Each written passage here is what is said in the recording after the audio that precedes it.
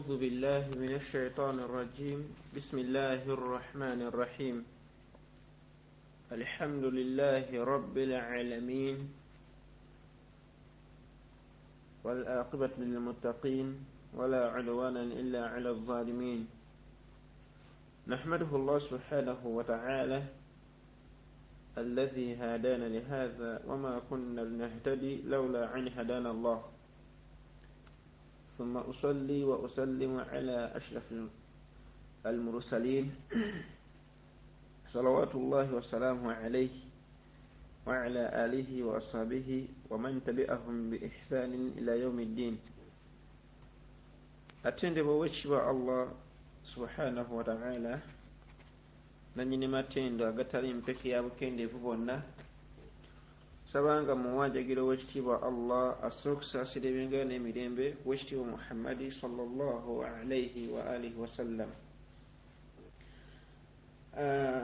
Ku mulundi guli twakoma ku mpagi eyali eya qiraat surat al-Fatiha. Tuli ku mpagi z'eswala, twakoma ku mpagi ey'okusoma surat al-Fatiha, tugiraba ebyali bigifaako.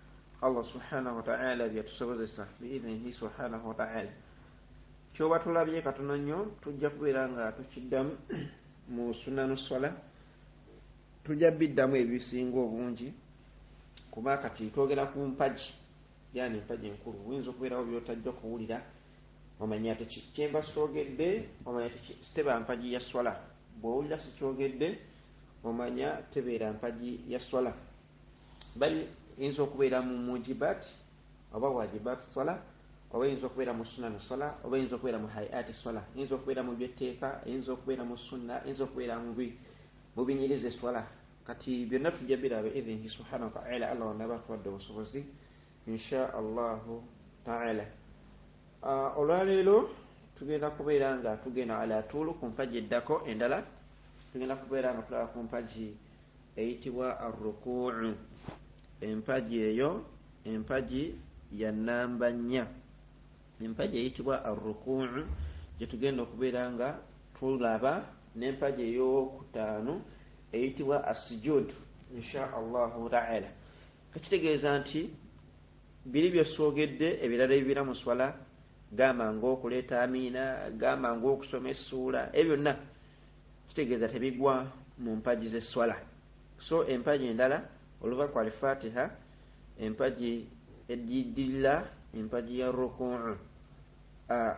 Arrukuu kitegeeza okukutama ku maviivi, kitegeeza okukutama ku maviivi.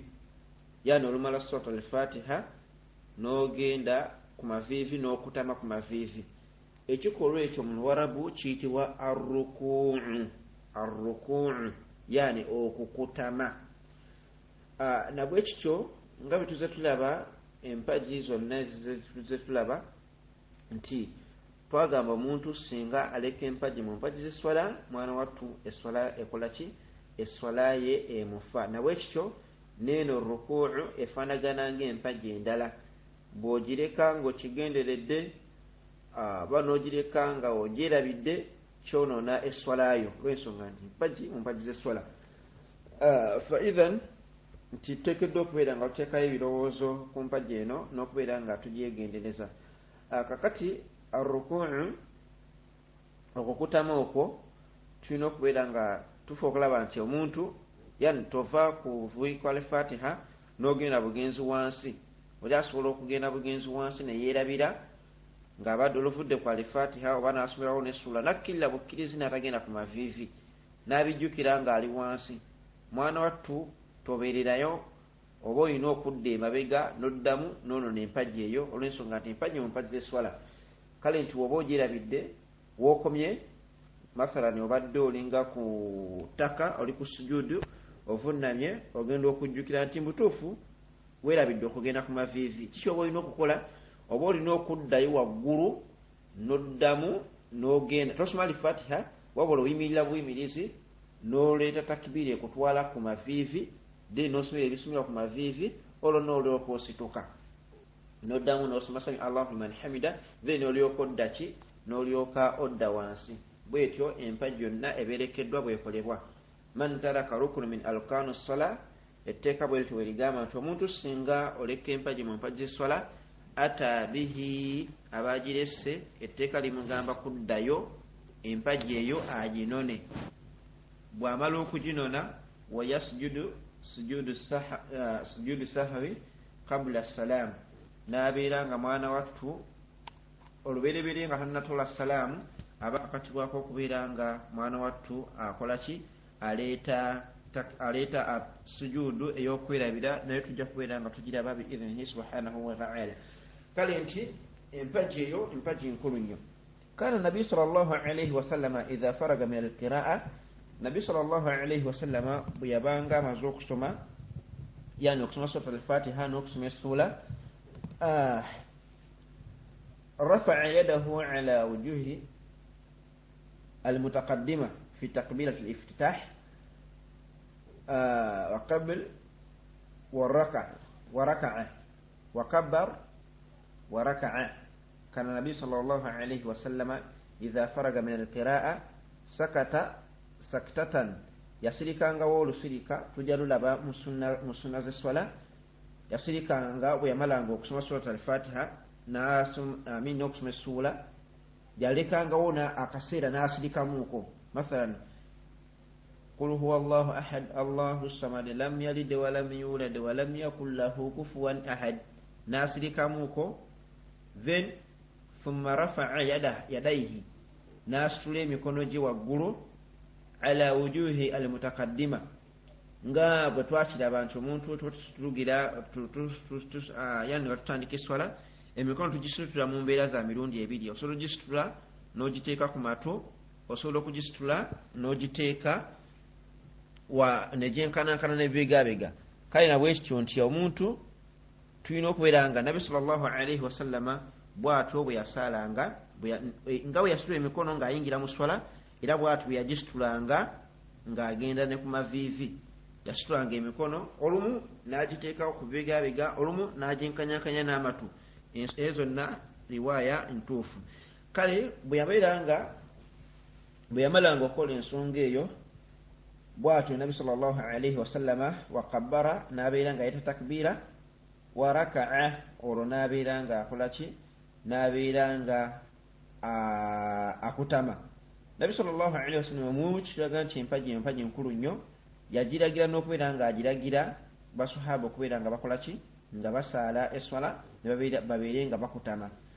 N'abeera nga agamba nti innaha la yatimmu salatu ahadukum hatta yasbigha wudu'a kama amarahu Allah subhanahu wa ta'ala thumma yukabbir wa yuhammiduhu wa yuhammiduhu. N'agamba nti wa yaqra' ma tayassara min al-Qur'an mimma 'allamahu Allah wa adhana lahu fihi thumma yukabbir wa yarka'u. Bw'atyo Nabi sallallahu alayhi wasallam yabeera nga akola ki, ng'agamba nti innaha, mwana wa teswala eyo la yatim, tesobola kubeera nga etuuka, salatu ahadukum, eswala y'omu mmwe, hatta yasbigha al-wudu'a, okutuusa nga mwana wattu alongoseza wudhu eyo, kama amarahu Allah subhanahu wa ta'ala, hadithi mpanvu nga Allah we yalagira okubeera nga mwana wattu akola ki, wudhu eyo ng'etuukirira. Kati kyenjagaddemu agamba nti wayaruka'u, ekitegeeza nti mulimu kubituukisa eswala omuntu okubeera nga akola ki, ng'avunnama. Kitegeeza nti bw'otavunnama mu swala n'otavunnama, mwana wattu eswalayo esobola okubeera nga ekufa. Naam, sifatu ruku'u,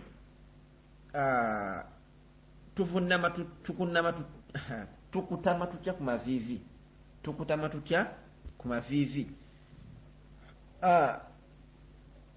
Kan Nabi sallallahu alayhi wasallam, Nabi sallallahu alayhi wasallam engeri gye yakutamangamu ku maviivi, yada'u kaffayhi ala rukbatayhi, yateekanga emikono gye ebibatu n'abiteeka ku maviivi ge. Wa kana ya'muruhum bidhalik, ne basahaba radhiyallahu alayhim yabalagira okubeera nga bakutama, era bakutame bwe batyo mu swala. Tukutama n'oteeka emikono n'ogiteeka ku maviivi kwennyini kutugiteeka.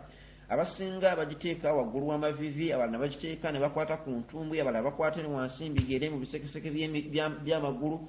Byonna ebyo si bituufu.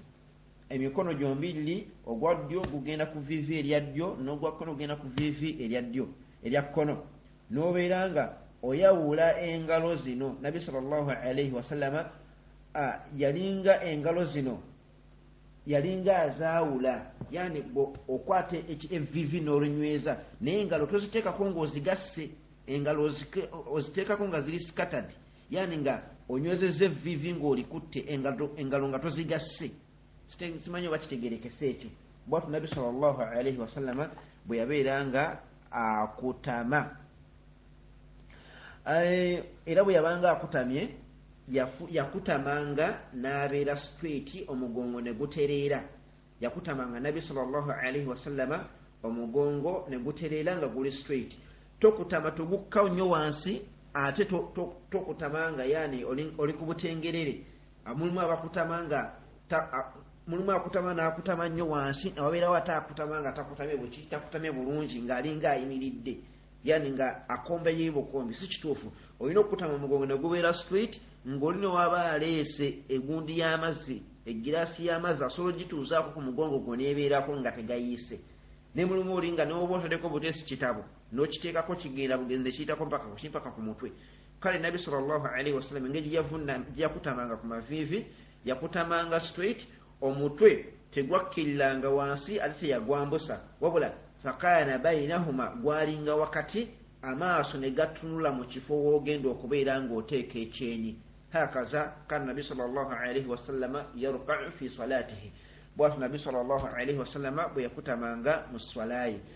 Kati nabwe ekyo nkiwoba okutama olina ofuba okulaba nti omugongo guli straight, ate tokutama nnyo wansi, tokutama waggulu. Omuntu g'osanga nga mutuufu omuntu omusinga obuwanvu, ng'omuntu omusinga obuwanvu naye ne weebuuza n'akutama ku maviivi, nga bemukutama ku maviivi ate yaba akusinga obuwanvu, nogambe ye kisoboka kitya? Kati omuntu bw'ati aba takola ki? Aba tatereeza nkutama ye. So nti okutama ku maviivi tugirabye nti empagi mu mpagi z'eswala zezimu ku mpagi zikola ki? Ziwaniridde eswala. Tulina okulaba nga tufaayo nnyo okulaba nga tukola ki? Tutereeza empagi eyo n'enkutama nga Nabbi sallallahu alaihi wa alihi wasallama bwe yabeera nga akola ki? Bwe yabeera nga akutama. Kale y'ensonga eyo gyenyagadde okubeera nga nyongera okubeera nga tutangaazaamu ku nsonga efaanaganako bwetyo nti emikono tugambye emikono gibeera ku maviivi ate engalo nga zaawukanye, togatta bibatu, yani engalo n'ozigatta ne zibeera nga ziri attached to each other. Wabula zaawule, okwate viivi olunyweze, tegerekese, amaaso gatunule w'ogenda okuvunnama, omugongo tegwambuka ate tegukka, n'omutwe tegwambuka ate tegukka, wabula gubeere wakati awo, gubeere straight. Eyo nno bw'onooba ogituusizza ojja kubeera ng'otuukisizza empagi eyo, era ojja kubeera ng'ogikoze nga Nabbi sallallahu alaihi wa alihi wasallama bwe yabeera nga avunnama. Bwe kityo ensonga eyo ntuufu. Ate era n'okuvunnama kyenyagadde tubeere nga twongera watumainina fi rukuu, okubeera ng'otebenkera ku rukuu yeeyo, tobeerako nga oyambukaboka. Mubeeramu oli ng'oli bw'akutama akutama, yani n'abeera ng'ali ku sepulingi, mulimu abawunyayo obuwunya, agenda bigenzi tu n'avaayo. Ensonga esi ntuufu. Atumainina fi rukuu wajib, yani okutebenkera ku rukuu kyatteeka. Tulina okubeera nga tukola ki? Ng'otebenkera. Singa tootebenkere rukuu egenda kufa. Bw'otaatebenkere ku rukuu, yani n'obeerayo akaseera, rukuu egenda kufa. Rukuu bwefa, empagi y'eswala yeeba efudde. Oba olaba kintu gye tuba tulaga. Kale nti olina okufaayo nnyo okulaba nti mwana wattu otereeza okukutamako, ng'otereeza ki? Ng'otereeza obutebenkevu bwo ku mpagi eyo. Abawunyayo obuwunye yenne n'aba ekigere ebbanga ettono ly'oyinza okumala ku rukuu. Imaamu Ahmad ibn Hanbal rahimahullah bwe yali annyonnyola ye yagamba nti akaseera kaatwala nti katono nnyo omuntu aba atebenkedde ku rukuu. Agamba y'oyo asomeddewo ekigambo subhaana rabbiyal aziimi emirundi 3. Oyo aba yani yebbanga erisembayo okubeera ki? Ebbanga erisembayo okubeera ettono. Wahakaza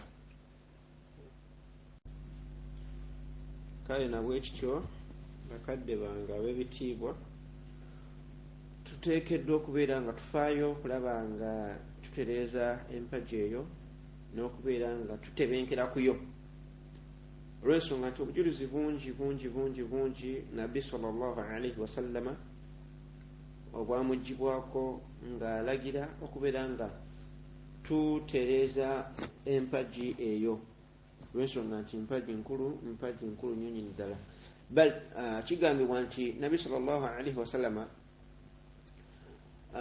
hadithi agamba nti ra'a rajula nabbi sallallahu alaihi wasallama la yatimu ruku'uhu omusajja omu yali asaala eswala naye nga tatereeza ruku'u yani nga takutama bulungi nnyo wayanfiru fi sujudi era nga ne ku sujudi akola kyekimu wansi mu kuvunnama wahuwa yusalli mu kusaala nga sujudi agenda akumbawo bukombi faqala nabi sallallahu alaihi wasallam kyava agamba basahaba bayana n'abagamba nti law mata hadha ala hali omusajja oyo law mata singa allah mujjulula ala halihi hadhihi ngali kumbeera bwetu nga bwatu bwasaale swala yani ey'okubojjerera yani nga tatebenkera kukutama ne mukuvunnama nga tatebenkerayo nabi sallallahu alaihi wasallam yagamba nti maata ala ghairi millati muhammad omuntu oyo aba afudde tali ku nkola y'omubaka muhammadi sallallahu alaihi wasallam kitegeeza ki subhanallah kitegeeza nti omuntu awangala bwetu nga bw'osaale swala togenda toka maaso ga allah subhanahu wa ta'ala musabe swala lwaki lw'ensonga nti ye yakwewakana dda nti toli omuntu asale swala ng'agiwojjerera mwana wattu oyo si wa mu kibiina ki nabi hurairata radiyallahu anhu atugamba nti nabi sallallahu alaihi wasallam yamugaana okubeera ng'asaala eswala ng'akola ki ng'abojjerera mbojjerere ku gundi ku sujudi ng'abojjerera mbojjerere nga totuuka totebenkera wansi totebenkera ku maviivi nabi sallallahu alaihi wasallam abu hurairata tugamba nti nabi sallallahu alaihi wasallam yakola ki yabeera ng'akimugaana mumu ku bujulizi obulala obusinga okubeera nga obumu kubwoleka obukulu bwa rukuu eyo nabi sallallahu alaihi wasallam hadithi ejiwa kwa abdullah ibn mughaffal radiyallahu anhu abeera nga agamba nti nabi sallallahu alaihi wa alihi wasallam yamuwulira ng'ayogera ebigambo bino bigambo ki byamuwulira ayogera agamba nti qala rasulullahi sallallahu alaihi wasallam nabi sallallahu alaihi wasallam yabeera nga agamba nti inna aslaka nnansi omuntu asinga obubbi mu bantu bonna wuliriza subhanallah nabi sallallahu alaihi wasallam kyakozesa nti inna aslaka nnansi omuntu asinga obubbi mu bantu bonna man salaka salatahu yoyo abba eswalaye omuntu asinga obubbi mu bantu bonna yoyo abba eswalaye qila ya rasulallah basaba kyavamugamba nti ya rasulallah wa kaifa yasluku salatahu omuntu ayinza atya okubba eswalaye gutya omuntu bwayinza okubeera nga abba eswala ate eyiye n'agibba ntuufu baswala kyabayitirirako faqala sallallahu alaihi wasallama nabi sallallahu alaihi wasallam n'abagamba nti omuntu abba eswalaye yoyo la yutimu ruku'aha atatuukiriza yani nkutama za muswala eyo wala sujudaha era nga takutama yani kutebenkera ku bw'aba agenze ku maviivi tatebenkerayo akombawo bukombe n'adduka era nga ne mu kuvunnama yeewuuyera bw'atyo bw'akola ki bw'akola nabi sallallahu alaihi wasallam bw'atyo byakola ki bw'atyo byagamba mpozi mu hadithi eyo tweyongera okubeera nga tumanya ekirala n'agamba nti wa abukhalu nnaasi n'omuntu asinga obukodo mu bantu bonna man bakhira bisalaam yoyo akodowalira salaamu nga toyagala kutoola salaamu ababbi bali babiri omubbi asinga obubbi mu babbi bonna yoyo abba eswalaye naye ng'agibba atya tatebenkera ku rukuu tatebenkera na mu kuvunnama totebenkera ku maviivi okumbawo obukombi eddukawo buddusi mwana wattu nabi sallallahu alaihi wasallam yagamba nti gwe mubbi asingayo olw'ensonga nti oli mu kubba oli mu kwebba swala yiyo naye okombawo obukombi odduka budde Islam tutebereze swala zaffe tutebenkere bwebe nebenne ebikuddusa bweba mmere nga yekuddusa oba business soko malirize soko tebenkere oba mmere oba masala yagenda oyina byobadde yagala okumanya soko malirize ebigenda okutwalira obudde soko osale olyoko bwomera obimaliza ojje mu swala osale ng'okoze swala ng'otebenkedde okusinga lono yagala okwagala okusala eswala mwana wattu ate eswala osale ng'aki nga nfunga ebirowoozo tebiriiwo nga waliwo housing naye nga mutuufu mwenye guliiwo abalala tusaala tujja tudduka n'otuuka mu swala otuuka oyeekera buyeekeezi eyo si nkola ntuufu bakadde bange ababitiibwa kale njagadde tubeere nga twongera okutereeza ensonga eyo bannange ensonga y'okutebenkera ku ruku otugambye empagi mu mpagi y'eswala singa tetuuke mwana wattu n'eswala tejja kola ki tejja kutuuka mumu kujuliza obulala nabi sallallahu alaihi wasallam hadithi eyo twogedde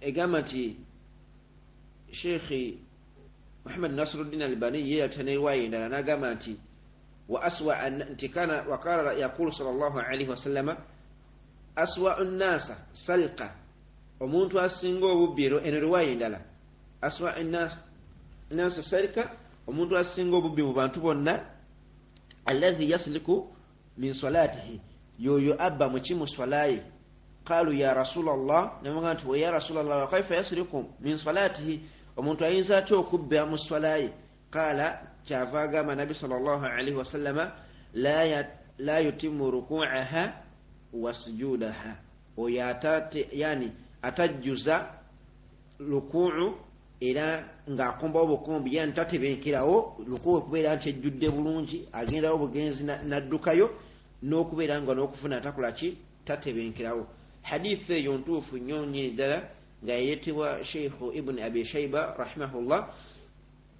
ne Taburani wal hakim wasahahahu sheikhu adh-dhahabi kitegeeza nti hadithi eyo nkulu nnyo anaabajagadde ojja kugisanga mu kitabo kya ibn abi shaiba mujalada ogusooka ndowooza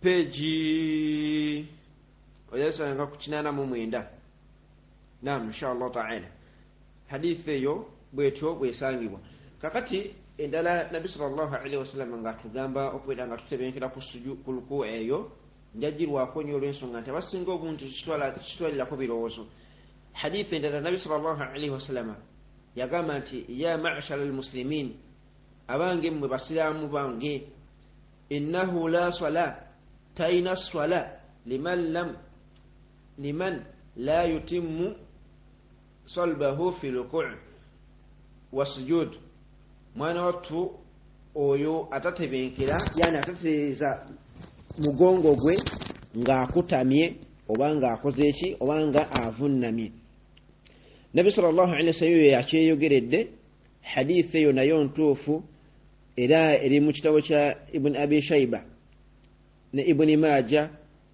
ne ahmad bisanad sahih hadithi eyo intuufu nnyo nnyini ddala nti talina swala aganti ya ma'ashara muslimin abange mmwe abasiraamu okujjako nga toli musiraamu innahu la swala talina swala liman eri oyo yenna la yatimu salbahu fi ruku' yani atatereeza lukizi lwe yani omugongo gwo fi ruku'i ng'oli ku ruku' wa sujudi ng'oli noku sujudi ebigambo byonna byonna biraga bukulu bwa mpagi eyo biraga bukulu bwa kubeera ku maviivi n'otebenkerako fa idhan tubeere nga tutereeza empagi eyo tubeere nga tufaayo okulaba nti tutereerewo toddukawo buddusi tereeza insha allahu ta'ala naam empagi ey'okubiri awo nvuddawo tugenze ku mpagi ey'okubiri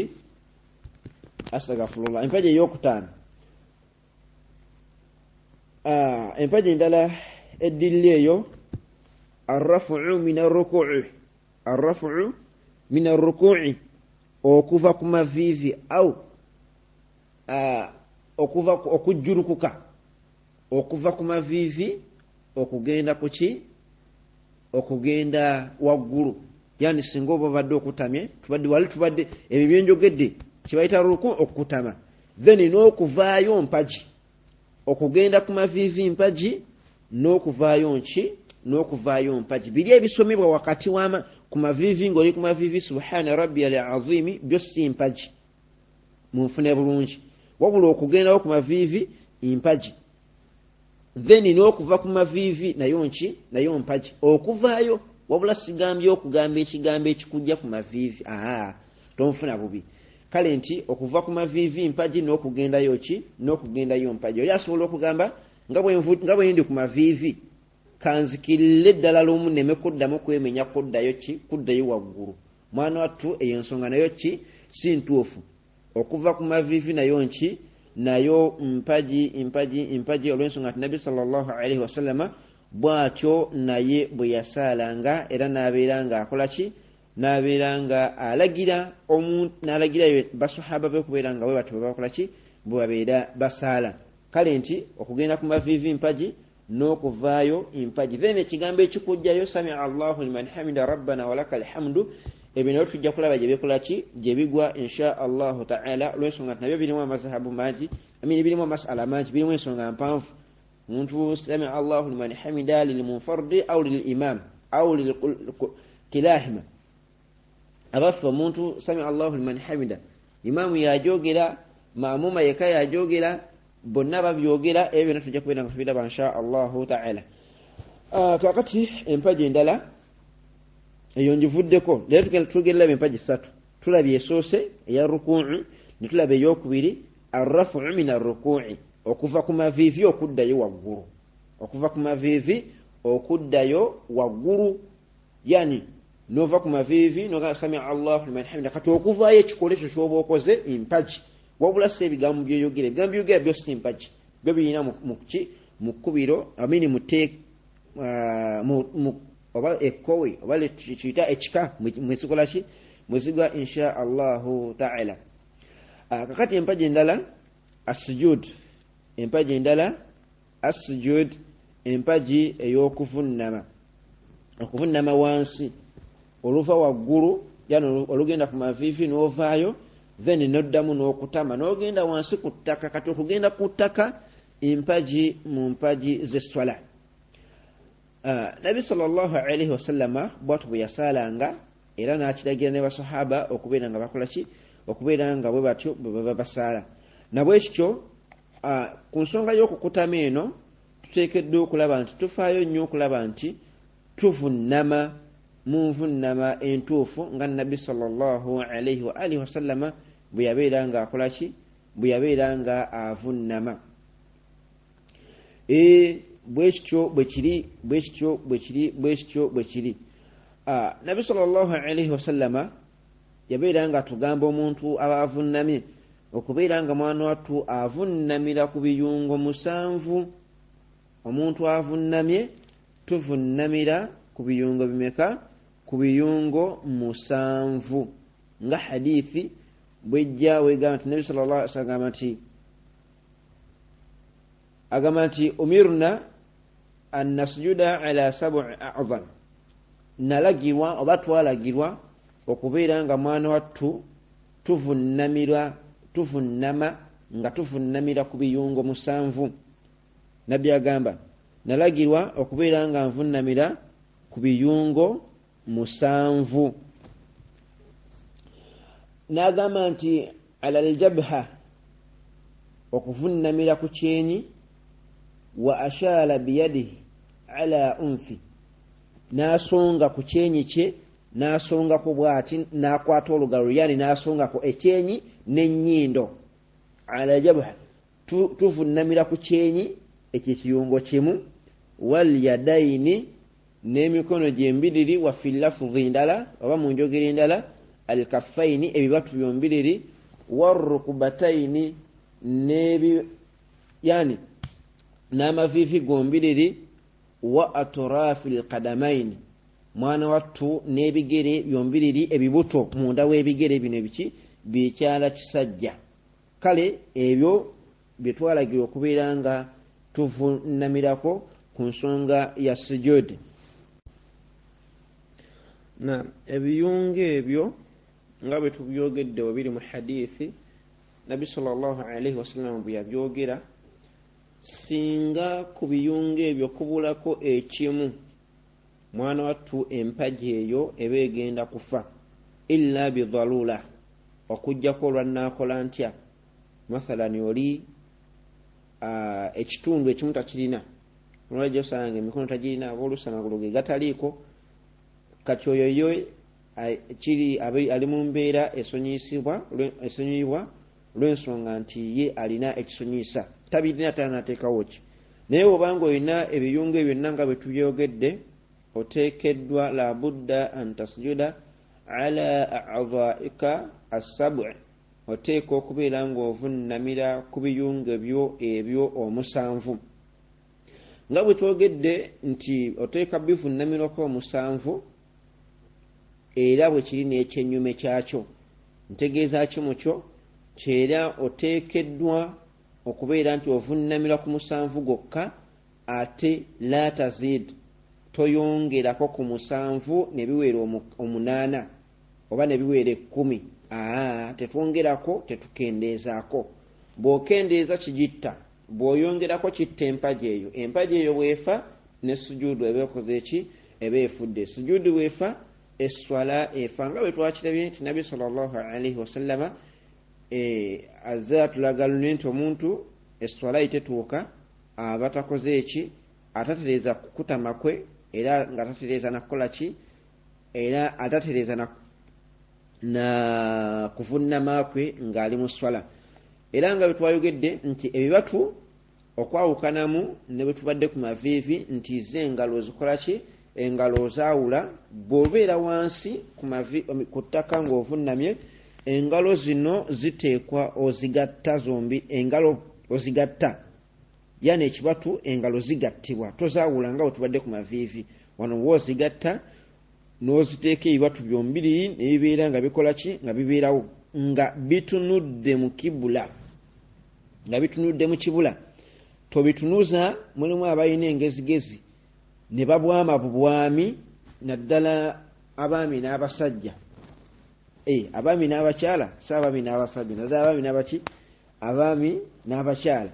Bakwa ayinza okugira musimba layini mwenna ne musaalalumu, n'agenda wansi n'akwata engalo zino n'azitunuza eno ku mutwe, nga tezitunudde eri gyateekeddwa kusaala, wabona ne zitunula in opposite way.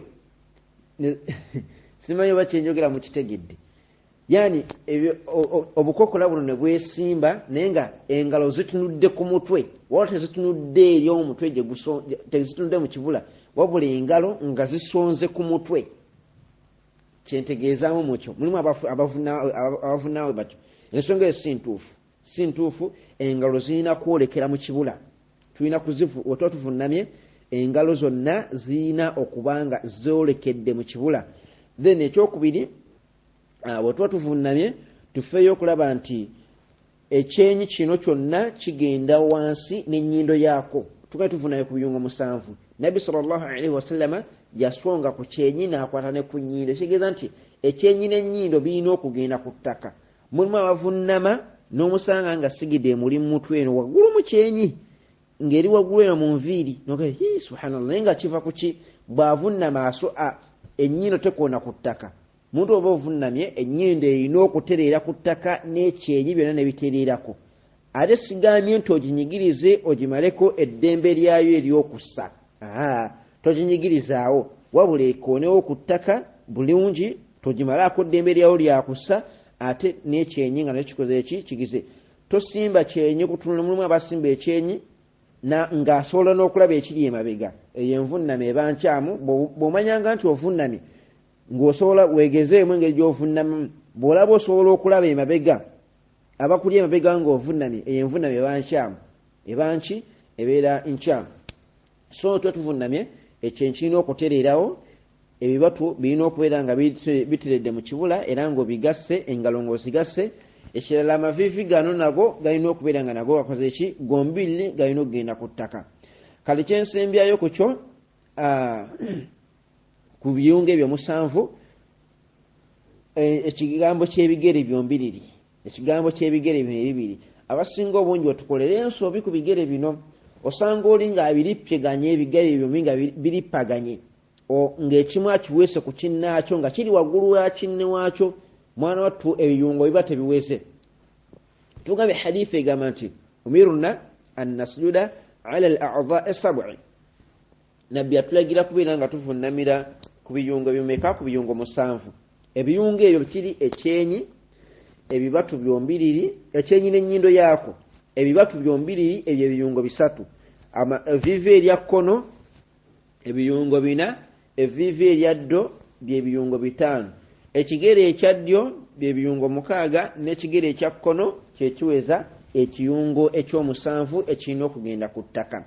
So nti singa ovunnama ekigere ekimu ne kisigala nga kiri waggulu okirippye ku kinnaakyo okiweese ku kinne waakyo, mwana wattu sujuudu eyo ebeera nkyamu. Oba ovunnamidde ku biyungo ebitawera, buli lwe bitawera empagi eba tetuuse, buli empagi lwetatuuka esswala eba efudde.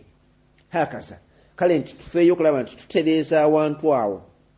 Ensonga y'okubeera nga tukola ki? Bwe tuba tuvunnamye ekigere kino fe okulaba nti okiteeka byonna bitunula bulungi mu kibula, ebibuto by'ekigere bino n'obeera nga obisimba bulungi nnyo. Hakaza kana Nabi sallallahu alayhi wa sallam yasjud, bw'atyo Omubaka Muhammad sallallahu alayhi wa sallama bwe yavunnamanga. Mpozi okwongerezaako akatono ku nsonga ya sujud, nti abasinga obungi tetutebenkera nayo kuyo, tupakukapakuka, nakyo si kituufu. Nabi sallallahu alayhi wa sallam waliwo ensonga endala nyaga tubena tugerako, ensonga y'okubeera nti tukutama ebiyungo ne tubyongerako. Oli n'osanga ng'enkokola azitadde ku ttaka, bwe tuba tuvunnamye enkokola zo tezirina kukoona ku ttaka.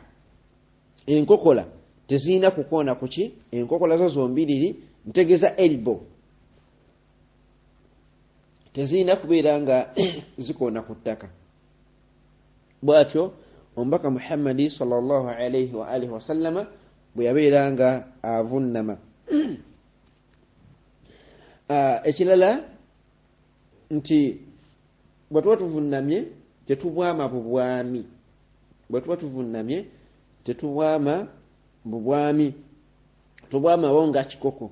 Nabi sallallahu alayhi wa sallama yabeera nga akola ki? Yabeera nga akigaana. Agamba nti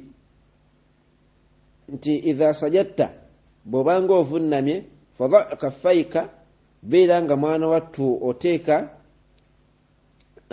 fadha kaffayka warfa'u mirfaqayka, beera nga mwana wattu ositula ebiki? Astaghfirullah. Beera nga ebibatu byo biteeka wansi bitererewo, ate obeere nga ositula ebiki? Enkokola zo beera nga ozikola ki? Beera nga ositula. Waqala yaqulu sallallahu alayhi wa sallama nti i'tadilu fi sujud, mutebenkere ku sujud. N'agamba nti wala yasbitu ahadukum dhira'aihi insibat kama yasbitu alqalb, nti mwana wattu tubeere nga tutebenkera wansi, tutebenkerewo. N'atugamba nti wala yasbitu ahadukum dhira'aihi insibatu wa fi lafdhi kama yasbitu alqalb, tobeera ng'embwa bwebwama wansi ku ttaka. Embwa ng'ebadde yeebase wansi, ogiraba engeri gyegololamu emikono bweti neyeegolola wansi bwetyo.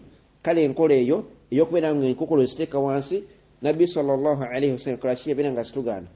So oba ovunnamye, vunnama nga wakati wo ali togatta omutwe ensingo n'ogigatta ku lubuto, walina okubeerawo space wakati wo wakati w'olubuto n'ensingo, wakati wo nga waliwo space esobola okuyitamu omwana gw'embuzi.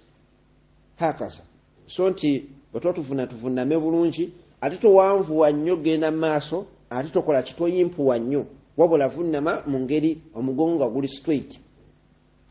Yensonga eyo yenyagadde okubeera nga nyongera okubeera nga tutangazaamu insha Allahu ta'ala.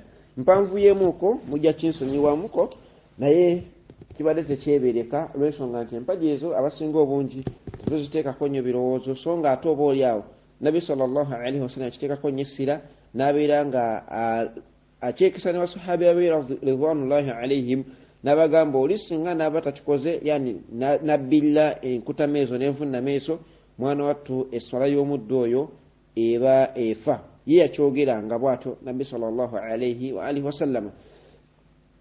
Kale kitegeeza nti empaji ezo mpaji nkulu nnyo nnyini ddala tuteekeddwa okubeera nga tuziteekako ebirowoozo. Wabarakallahu fikum wa jazakumullahu khaira. Ayina kyabuuza togana kibuuza wotategedde sobola okubeera nga obuuza tubeera nga twongera okubeera nga tutereezaamu insha allahu taala. Barakallahu fikum wa jazakumullahu khaira. Assalamu alaikum wa rahmatullahi wa barakatuh.